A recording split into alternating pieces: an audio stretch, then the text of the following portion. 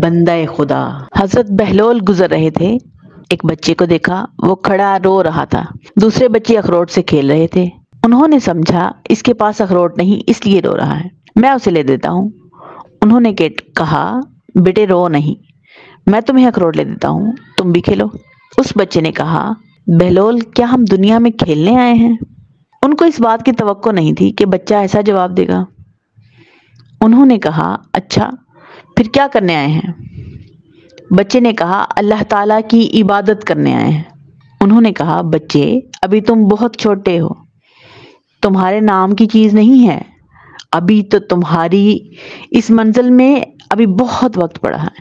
تو اس نے کہا ارے بہلول مجھے دھوکہ نہ دو، میں نے اپنی ماں کو دیکھا، وہ صبح جب آگ جلاتی ہے تو پہلے چھوٹی لکڑیاں جلاتی ہے، بعد میں بڑی لکڑیاں رکھتی ہے۔ مجھے ڈر ہے کہیں دوزخ مجھ سے نہ جلائی جائے اور میرے اوپر بڑوں کو نہ ڈالا جائے۔